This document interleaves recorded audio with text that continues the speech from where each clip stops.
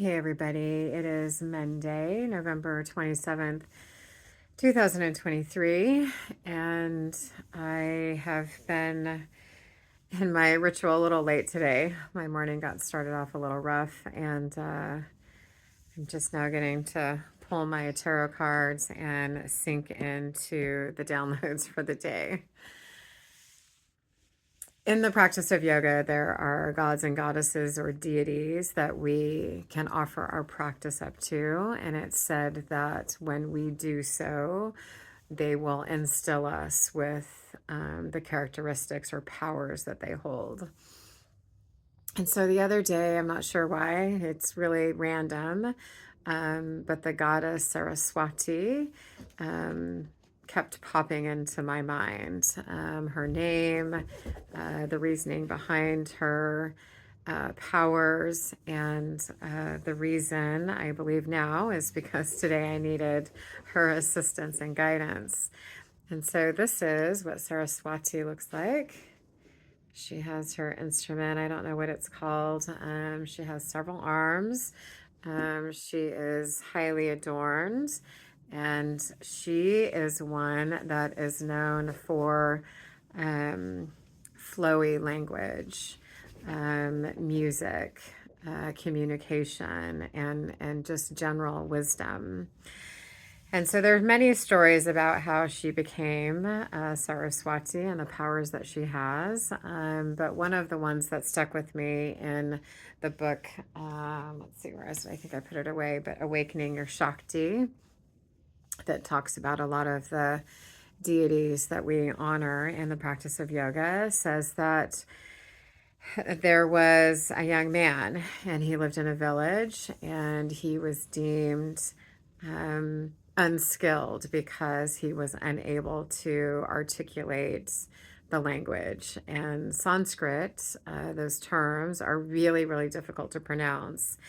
And so he was looked down upon because he was not able to articulate in the way that was expected of him.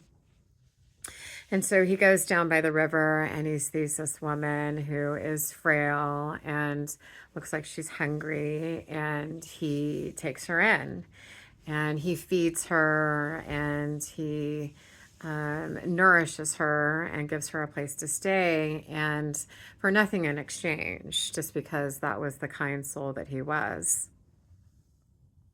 And so it's said that when Saraswati got her energy back, then it was time for her to say her farewells, that she asked the gentleman to stick his tongue out, and she placed her fingers to his tongue and she blessed him with beautiful flowy speech.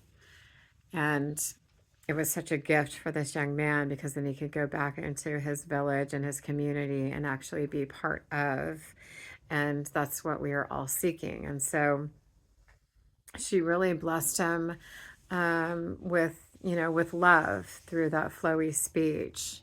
And it's said that she is one that provides us with discernment when we are trying to refine things that we are communicating in a pointed and direct way, which is what my healer would tell me.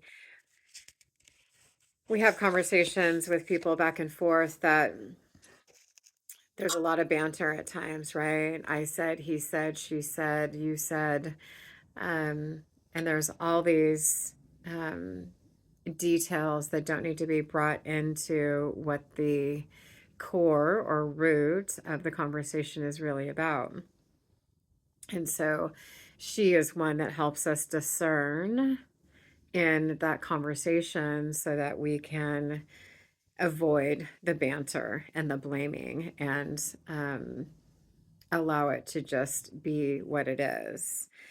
And so as I pulled my my oracle card today, I pulled this beautiful card from the Medicine Heart Oracle deck, and it is a Jayu. There's a couple of owls and some roses. And I really love this deck because it combines the beauty of spirit in human form, and also through shamanic powers of natural fibers, and then animals as well. So it's just an amazingly beautiful illustrated deck. And so it says for today, as a human, you will muddle along, mess up, and gain insight as to what an authentic life path is for you. This is how you grow into the fullness of your spirituality, spiritually mature humanity. If you have made mistakes or wish that you could have handled something differently, allow regret to inspire a different way rather than lead to self-criticism and ridicule. Right? We are spirit roaming around in a human world, and we're supposed to always know the right thing to say, the right tone of voice to use. We're not supposed to be offended. We're not supposed to take anything personally. And unfortunately, because we are growing and learning and evolving, we are going to make mistakes. We are going to say the wrong thing. We are going to offend somebody. We are going to have those moments where we could wish that we could just rewind. My dog, he's going to go crazy here in a minute, so just ignore him. I've definitely done that in my lifetime, and the only thing that we can do is say that we're sorry and clean our side of the street is what we would say in recovery. And so the end of this oracle message says this: you have it within you to self-liberate from judgment, shame, fear, or guilt regarding any situation in your life where you feel bound. Do not give others the power to determine how you will experience your life. Whew, that's a big one. That power rests in your own heart, in your own willingness to embark upon a healing journey, to declare that you are worthy as a human and pure as a spirit, and that you can and will find what you need within your own soul. Decide to set yourself free. And so that's what I'm doing tonight. I'm setting myself free.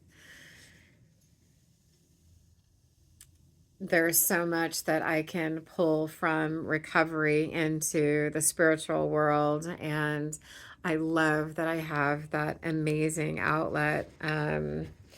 One, to vent, to be able to get everything off of my chest, but also the tools that have been instilled in me, like, doesn't need to be said, doesn't need to be said right now, doesn't need to be said by me.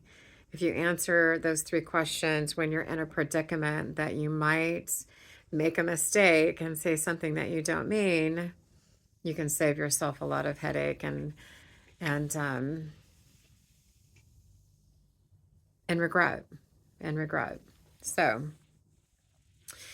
wherever you're at today, if you've made a mistake, if you said something that wasn't necessarily true or honest, how can you redeem that within yourself so that you don't carry around the guilt and shame? And how can you discern the next time you're in that same predicament to choose wiser? Because the universe is going to keep testing you with those same situations until you move through it with ease and grace. So today was my day to move through it with ease and grace, and I am so grateful for my support system that allows me to just talk it through, so that when I come to the person that I need to articulate with, it can be articulated in a way that's not hurtful and that's pointed and direct. All right, everybody, that's my ramble for today, Monday, November 27th, 2023. Have a beautiful rest of your night, and thanks for watching. Cheers.